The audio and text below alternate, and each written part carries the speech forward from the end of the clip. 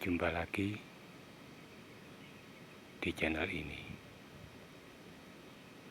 channel yang membahas tentang kemunculan Almaty dan segala sesuatu yang berhubungan dengannya.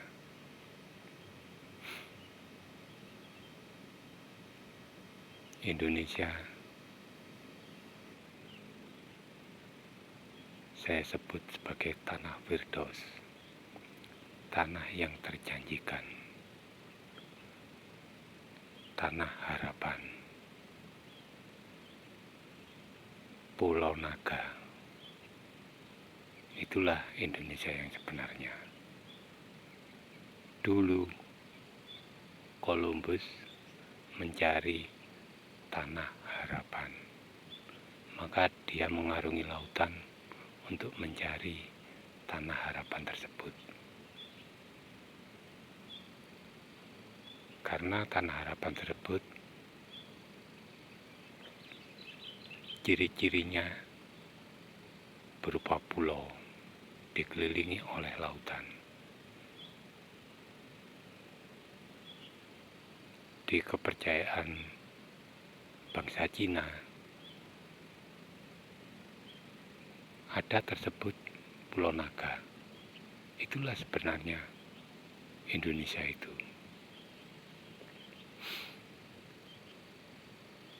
Columbus menemukan tanah harapan itu ternyata benua Amerika. Maka nenek moyang orang Amerika adalah Columbus dan seluruh penumpang kapal yang bersamanya. Mari kita kembali kepada negeri kita yang disebut, yang saya sebut tanah Firdaus. Kalau kita merujuk ke ayat yang ada di Al-Quran, karena saya orang Islam, itu ada ciri-ciri surga mengalir sungai-sungai di bawahnya. Di sana banyak buah-buahan, tumbuh-tumbuhan, apapun yang kamu butuhkan ada. Itulah ciri-ciri surga. Dan itu bisa kita buktikan. Kalau kita menggali sumur di tempat-tempat tertentu 10 meter, 7 meter, 15 meter sudah keluar air. Di daerah sekitar pegunungan itu ada sumber mata air. Tapi kalau seseorang ingin membuat sumur sendiri, dia harus mengambil sungai artesis, sungai bawah tanah. Itulah ciri-ciri surga.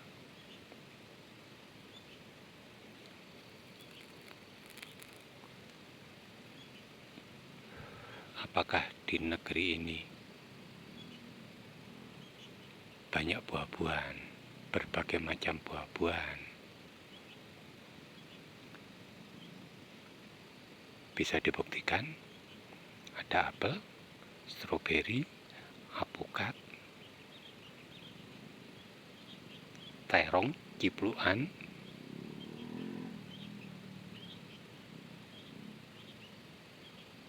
durian, dan lain sebagainya. Anggur, lihat saja di kitab Al-Quran. Buah-buahan yang ada di negeri ini sering ada disebut di kitab Al-Quran. Itulah ciri surga. Buah tin itu sebenarnya adalah apel. sana disebutkan buah pisang.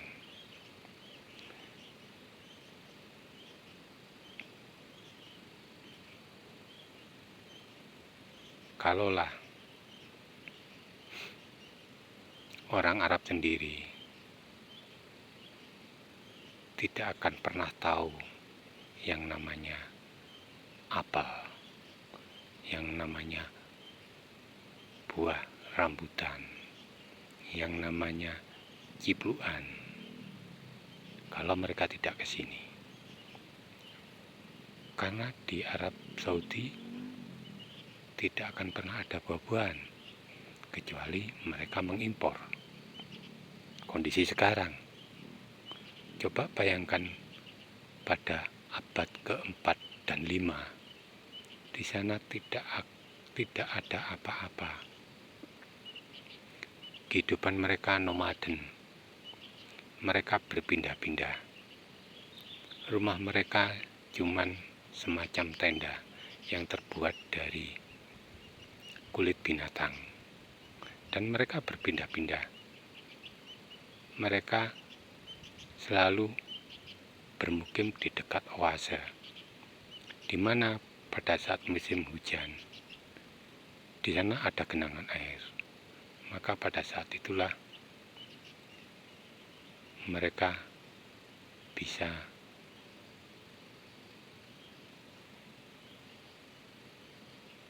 memburu ternak yang datang ke oase tersebut untuk makan dan untuk makan rumput-rumputan yang ada di sana. Itu pun hewannya juga terbatas.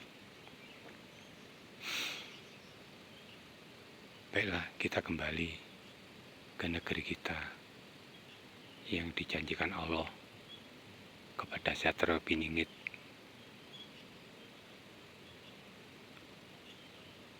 Sebagai negeri surga.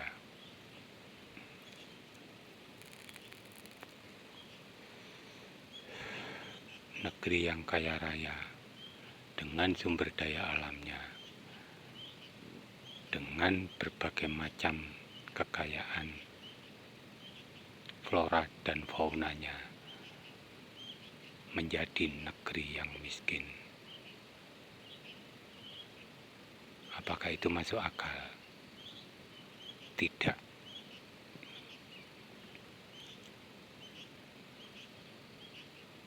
Marilah kita urai. Apakah kita punya tambang emas, besi, tembaga, litium, minyak, dan lain-lain. Itulah yang dikatakan apapun yang kamu butuhkan ada. Oke, kita bicara pada zaman ini, zaman modernisasi yang menuju ke arah zaman milenium. Apa yang disebut zaman milenium? Segala sesuatunya secara cepat bisa terjadi. Inilah yang disebut zaman milenium. Sekarang ini kalau kita ingin opor ayam, kita cuma tinggal pesan kepada online, sudah datang. Kalau di suatu daerah kita tinggalkan selama 5 tahun saja, kita datangi lagi, maka daerah itu sudah berubah. Dimanapun di dunia ini, memang seperti itu. Itulah yang disebut zaman milenium, zaman serba cepat.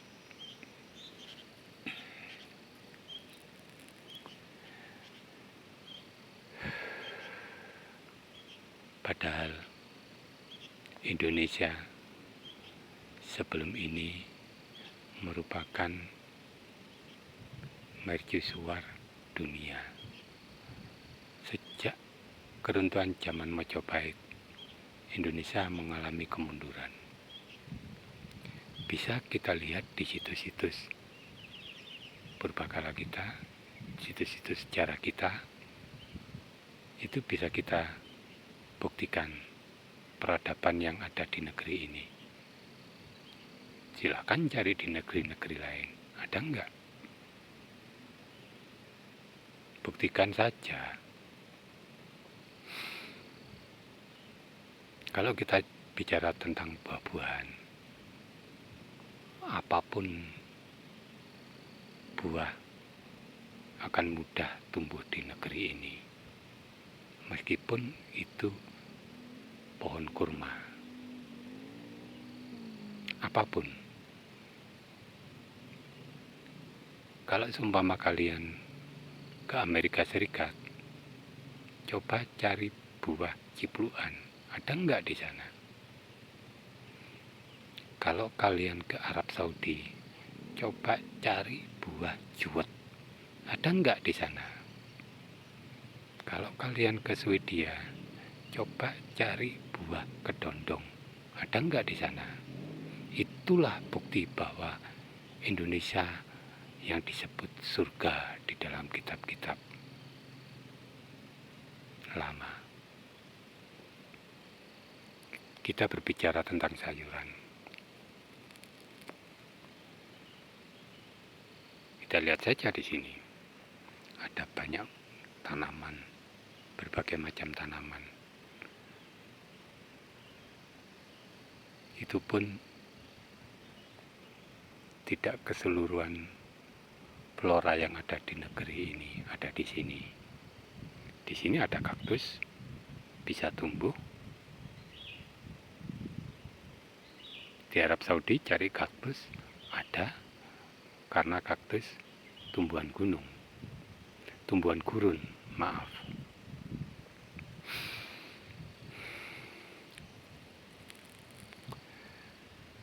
Jadi kita harus berpikir secara jernih. Kalau kita dijanjikan surga oleh seseorang,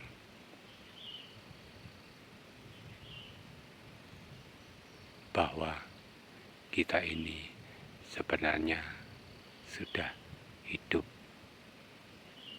di tanah surga yang dijanjikan oleh Allah. Tapi keadaan kita kebanyakan neraka, terutama rakyat. Kenapa? Pikir saja sendiri perilaku para pejabat pada saat ini.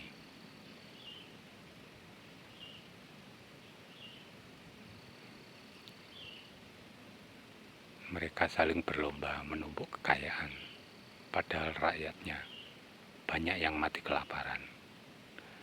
Mereka membunuh rakyat seenak perutnya sendiri karena mereka berkuasa.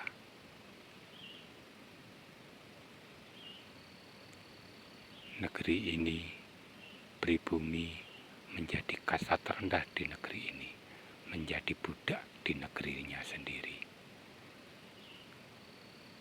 Saya buktikan dengan kata-kata, kalau kita bekerja, pasti itu perusahaan milik orang Cina.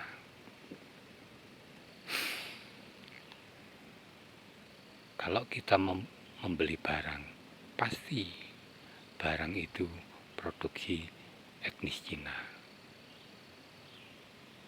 Bahkan sekali berotomotif, itu juga milik orang Cina. Apapun yang ada di negeri ini, kita menjadi budak orang Cina. Bagaimana secara ideologi? Ideologi kita sudah dipengaruhi ideologi bangsa Arab. Kita cuma menjadi santri, menjadi budak yang disuruh-suruh oleh bangsa Arab. Maka wajar kalau ada yang menyebut negeri ini negeri budak. Apalagi sekarang ada istilah NKRI jual obral. Apalagi sekarang ada undang-undang Omnibus Law. Kurang paham, kurang jelas, pikir secara jernih. Terima kasih. Wassalamualaikum warahmatullahi